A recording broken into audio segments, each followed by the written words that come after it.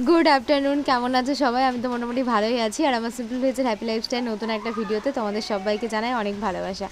যাই হোক, একটু সবাই মিলে গেছিলাম কেনাকাটা করতে, বাবা, আমি, ত্রিধা, মানে সবাই মিলে চলে গেছিলাম। তো আজকে রাত্রে ছোটোখাটো করে একটা পার্টি হবে আমাদের বাড়িতে। তো ওকে বলছিলাম যে এখান থেকে সোজা যাবি বাড়িতে, ওখান থেকে আজকে তোর রান্নাবান্নার দায়িত্ব। তো বলছে দিদি আমি সমস্ত কিছু তোমাকে জোগাড় করে দেবো, রান্নাটা তুমিই করবে, কিন্তু রেসিপিটা আমি দেবো। তো যাই হোক, মোটামুটি বাজারহাট করে নিয়েছি। এখান থেকে বাড়ি গিয়ে আজকে রান্নার প্রিপারেশান হবে, দারুণ একটা মজা হবে সবাই মিলে। শাড়ি আর গয়নার প্রতি যেমন মেয়েদের লোভ, ঠিক তেমনই কিচেন রিলেটেড প্রোডাক্টের প্রতিও কিন্তু তাদের অপরিসীম ভালোবাসা।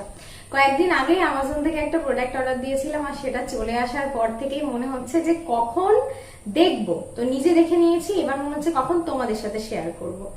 তো প্রোডাক্টটা তো আমি হাতে পেয়ে ভীষণ খুশি। তো চলো এটা কি তোমাদেরকে একবার দেখাই। এটি হচ্ছে 11 Regency Tripoli casserole 20 centimetre with stainless steel lead. ভীষণ সুন্দর দেখতে একটা প্রোডাক্ট। সমানভাবে তাপ ছড়ানোর জন্য কিন্তু এই ট্রিপলি প্রযুক্তিটা ইউজ করা হয়েছে, যা চারিদিকে সমানভাবে তাপ ছড়াবে। আর এটা স্টেনলেস স্টিল, অ্যালুমিনিয়াম প্লাস স্টিলের কোটিং দিয়ে আর কি তৈরি। সমানভাবে রান্না করা যায়। আর এর পিছন দিকটা দেখলেই তোমরা বুঝতে পারবে এটা ইন্ডাকশান এবং গ্যাসে দুটোতেই কিন্তু কাজ করে। এটার ওয়েটটা এতটা বেশি, এত মজবুত এটা, যে আমি গোটা লাইফ যদি প্রত্যেক দিন ডেলি ইউজ করি, আমার লাইফে এটা নষ্ট হবে। আমাদের ইন্ডিয়ান রান্নাবান্নার জন্য কিন্তু এটা ভীষণ আদর্শ। এতে বিরিয়ানি, পোলাও, হালুয়া, ডাল কিংবা গ্রেভি জাতীয় যে কোনো খাবার তৈরি করা, প্লাস এটাতেই পরিবেশন করা। মানে এটার লুকটা এতটা সুন্দর যে ডাইরেক্ট এটাতে রান্না করে তোমরা কিন্তু এটাতেই পরিবেশন করতে পারবে। উচ্চমানে স্টেনলেস স্টিল দিয়ে তৈরি বলে ক্যাসারোলটিতে কিন্তু মরিচা ধরার কোনো ভয় নেই। আর এটা প্রচণ্ড হেভি, আকৃতি নষ্ট হওয়ারও কোনো ব্যাপার নেই। নিয়মিত তোমরা এটাকে ব্যবহার করতে পারো। তো আমি এখন দেখো মিক্স ফ্রাইড রাইস বানানোর জন্য জাস্ট চালটাকে সিদ্ধ করে ফ্যানটা ঝরানোও ভীষণ ইজি, মানে খুব সহজেই আর কি ওই ঢাকনাটা দিয়ে দিলেই ফ্যানটা ঝরে যায়। ইন্ডাকশানে আমি আজকে রান্না করছি না, গ্যাসেই রান্না করছি। তো এবার হচ্ছে চিকেনটা এর মধ্যে দেবো, মানে চিকেনটা প্রথমে করে নিয়ে তারপরে আর কি রাইসটা করব। তো রেসিপিটা পুরোটাই তোমাদের সঙ্গে ভাবলাম একটু শেয়ার করি। খুবই সুন্দর, এটা কিন্তু লেগে যাওয়া কিংবা পুড়ে যাওয়ার কোনো ভয় নেই। আর চারিদিকে সমান পরিমাণে তাপটা ছড়াচ্ছে। তো চিকেনটাকে আগে থেকে ম্যারিনেট করে রেখে দিয়েছিলাম, এখন বেশ একটুখানি নাড়াচাড়া করে ঢাকা দিয়ে দিলাম।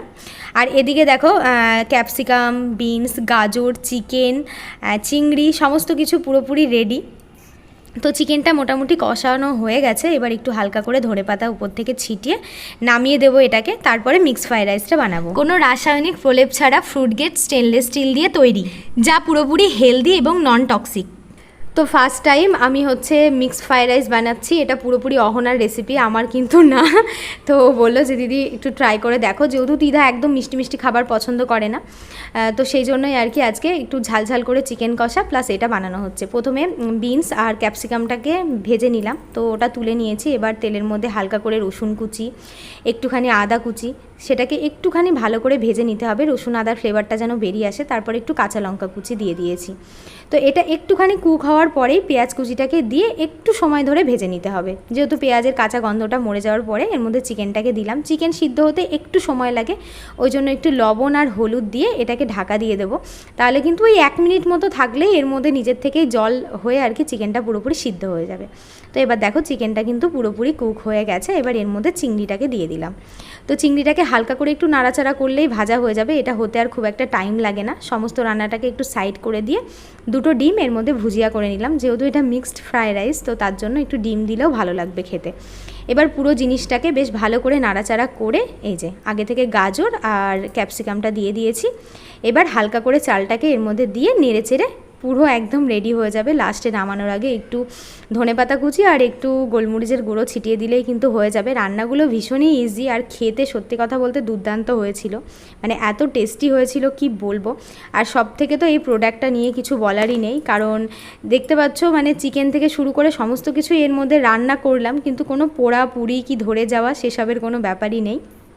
তো এই যে ফাইনালি আমার রান্না পুরোপুরি কমপ্লিট। তো দেখো যেটাতে রান্না করেছি সেটাতেই সার্ভ করেছি। এটা তো মেয়েদের জন্য ভীষণই ভালো, কারণ মানে প্রচুর পরিমাণে বাসন ধোয়া কিন্তু একটা কষ্টকর ব্যাপার।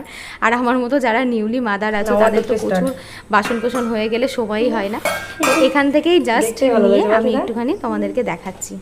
একদম গরমাগরম খাবার রেডি হয়ে গেল। যদি কেউ এটা নিতে চাও অবশ্যই অ্যামাজনে আমার কমেন্ট বক্সে লিঙ্ক দেওয়া থাকবে, ডেসক্রিপশন বক্সটা একটু চেক করে দেখে নিও। নিতে চাইলে অবশ্যই নিতে পারো, খুবই ভালো আর দুর্দান্ত একটা। গুড আফটারনুন, কেমন আছে সবাই? আমি তো খুব খুব খুব ভালো আছি। আর আমার সিম্পল ভিলেজের হ্যাপি লাইফস্টাইলে নতুন একটা ভিডিওতে তোমাদের সবাইকে জানাই অনেক অনেক অনেক ভালোবাসা।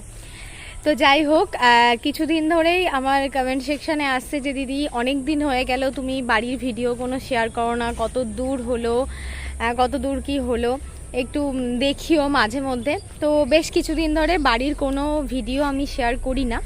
দেখতে দেখতে এখন আমার বাড়ির কাজ প্রায় অনেকটাই এগিয়ে গেছে, মানে এখন ওখানে গিয়ে ভিডিও করলে তোমরা বুঝতে পারবে কটার রুম, কি বৃত্তান্ত, কোথায় ডাইনিং, কোথায় কিচেন। তো ভাবলাম চলো তোমাদেরকে একটা ছোট্ট করে আপডেট দিই।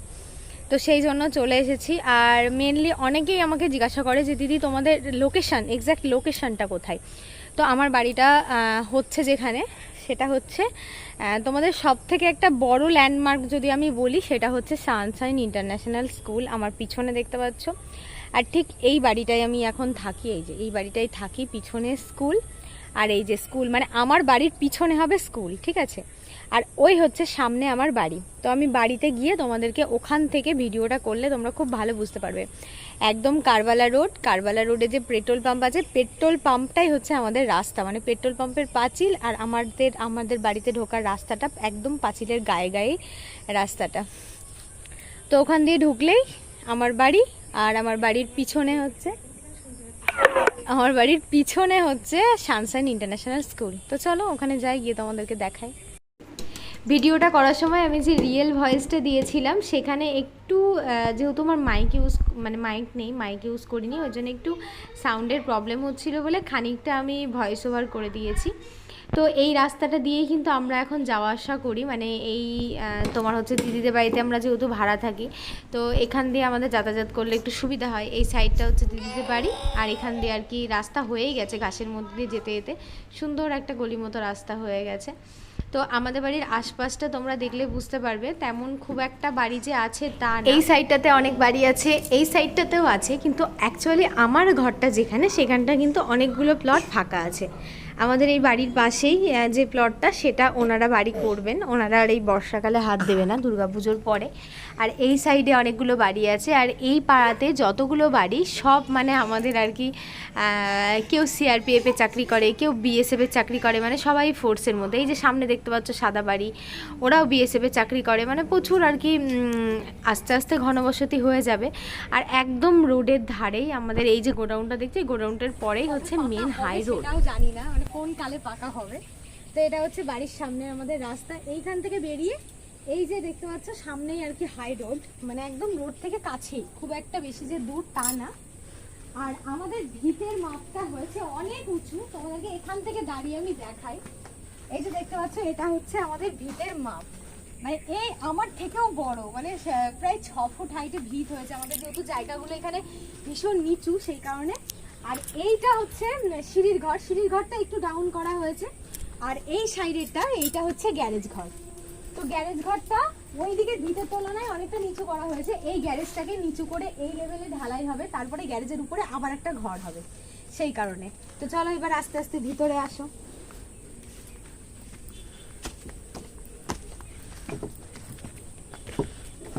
তো এটা হবে আমাদের মেন এন্ট্রান্স, মানে যাওয়া আসার রাস্তা।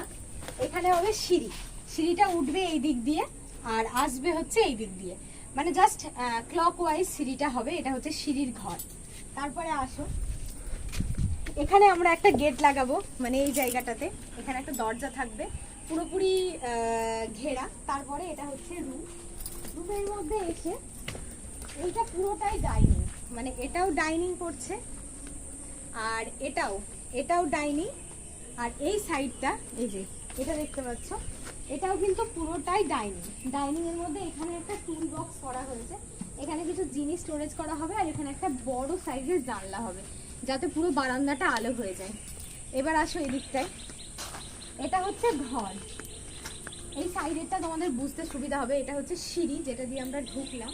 আর সিঁড়ির পাশে যেখানে হাইটটা মেপে দেখালাম আর কি, এটা হচ্ছে একটা রুম, বেডরুম। তো বেডরুমের সাথে এদিকে আসো, তো বেডরুমের সাথে এখান দিয়েও ঢোকার আমাদের একটা গেট হবে, এইখান থেকে আমরা ঢুকতে পারবো আর কি। এখানেও একটা গেট হবে।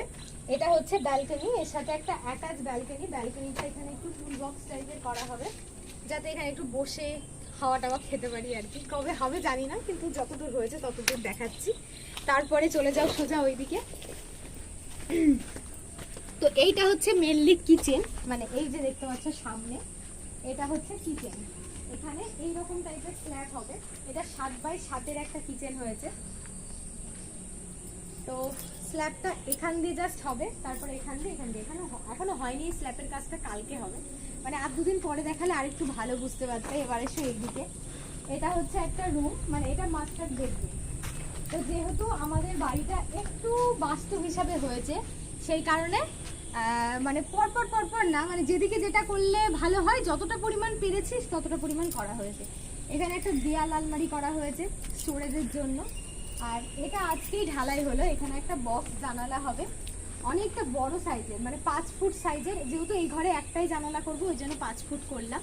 আর এই রুম থেকে বেরিয়ে তোমাদেরকে দেখাই, এই যে এই রুম থেকে বেরিয়ে জাস্ট এই ডাইনিং এর এই দিক দিয়ে এসেই হচ্ছে আমাদের টয়লেট। তো এখানে একটা স্পেস থাকছে আমরা বাইরের দিকে যাওয়ার জন্য, মানে এই সাইড দিয়ে এই গলি দিয়ে গিয়ে ওখানে একটা ওয়াশের জায়গা হবে, মানে বাসন কোসন জামা কাপড় কাচার জন্য। আর এটা মেনলি একটা নিচে একটাই টয়লেট হবে এটা। আর এই দিকে যে গ্যারেজ ঘরটা আমাদের হবে, মানে গ্যারেজ ঘরের উপরে যে ঘরটা হবে, সেই ঘরে অ্যাটাচ টয়লেট আর একটা দেয়াল আলমারি করা হবে। তো এইটা কিন্তু এই লেভেলেই ঢালাই হবে, যে লেভেলটা তোমরা দেখতে পাচ্ছ এই লেভেলেই গ্যারেজটা ঢালাই হবে। তারপরে এর উপরে একটা ঘর হবে। এই যে গ্যারেজটা দেখতে পাচ্ছ নিচুতে আছে, আর বাইরে একটা সার্ভিস পয়েন্ট হবে। আর বাইরে এদিকে হবে একটা, এই যে এখানটায় এই যে চেম্বারটা করা হয়েছে, এখানে একটা সুন্দর করে এখানে ঘিরে টিরে দিয়ে গ্রিল টিরিল বসিয়ে এখানে বাসন কোসন ধোয়ার জন্য জায়গাটা হবে। আর চারিপাশে এই দিকটা দেখতে পাচ্ছ, ওদিকে বাড়ি, এই সাইডে বাড়ি, এইদিকে হচ্ছে স্কুল। আর এই বাড়িটাতে আমরা ভাড়া থাকি। আর এইটা হচ্ছে একদম সানশাইন ইন্টারন্যাশনাল স্কুল। আর এই সাইডটা দেখাও রাস্তার দিকে, এই যে সবই বাড়ি হয়ে গেছে। তো মোটামুটি এইটা দিয়ে মেন রোডটা, এইটা দিয়ে মেন এই গোডাউনটার পেছনেই হাই রোড। হ্যাঁ, একদম সামনেই হচ্ছে হাই রোড। এই হচ্ছে বাড়িটা। আশা করি কতটা তোমাদেরকে বোঝাতে পারলাম জানি না, পুরোপুরি বোঝা গেছে, একদম বুঝিয়েছি। বাদ বাকি যত মানে লিন্টনটা হয়ে গেলে, পুরো দেয়াল কটা উঠে গেলে তখন হয়তো আরো ভালোভাবে বুঝতে পারবে।